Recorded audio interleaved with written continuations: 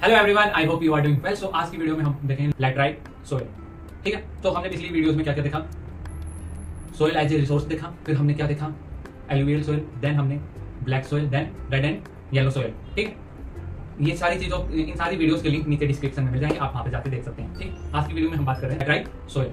तो laterite soil, अब आप कहोगे कि और जो सोयल थी वो हमें नाम से समझ आ गई। ठीक है, अब लैटराइट का मतलब क्या होता है, लैटिन लैंग्वेज में वर्ड होता है ब्रिक। ठीक है, तो ब्रिक मतलब कठोर ईंट जिसे हम कहते हैं, जिससे घर बनते हैं। तो ब्रिक ईंट तो कैसी होती है, रफ होती है, हार्ड होती है। तो ये लैटराइट सॉइल भी इस टाइप की होती है। ये सॉइल कहाँ मिलती है ये देखते हैं। ठीक, सो इसके कुछ पॉइंट्स देख लेते हैं, ये किन किन कंडीशंस में बनती है। The laterite soil develop under the tropical and subtropical climate with the alternate wet and dry season. क्या होता है कि ट्रॉपिकल सब ट्रॉपिकल रीजन में ये सॉइल मिलती है, क्योंकि यहाँ पे क्या होगा, हाई टेम्परेचर होगा, रेन भी होगी।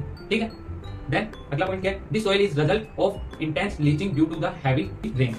क्या होता है कि लीचिंग का क्या मतलब होता है, जैसे बारिश हुई, ठीक है, ये मिट्टी क्या होती है, बह के चली जाती है, दिस इज कॉल्ड लीचिंग। ठीक है, बह के चली गई। जैसे बारिश आई, ये मिट्टी है, ये मिट्टी बारिश आई, वो बह के निकल गई। जैसे हम हाथ धोते हैं, तो हाथ धोते हैं तो क्या होता है कि हमारे हाथ के ऊपर मिट्टी लगी होती है, वो बह के चली गई। तो वैसे ही बारिश होगी तो ये मिट्टी बह के चली जाती है। तो अब आप ये समझो, बह के चली गई, तो अब इसमें क्या प्रॉब्लम है, यहाँ पे जो क्रॉप है आप वो कैसे करोगे, क्योंकि ये बह के चली गई।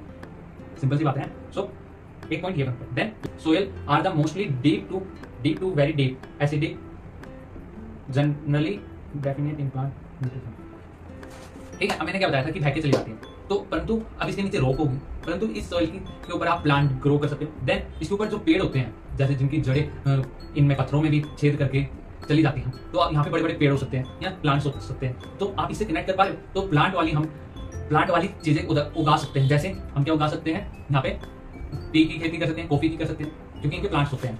अब ये कहाँ पे मिलती है, occurring most in southern state and western ghat region of Maharashtra, Orissa है। अब ये western ghat region of Maharashtra के आसपास वाले रीजन में मिलती है, उड़ीसा में मिलती है कुछ, some part of West Bengal and north east reason.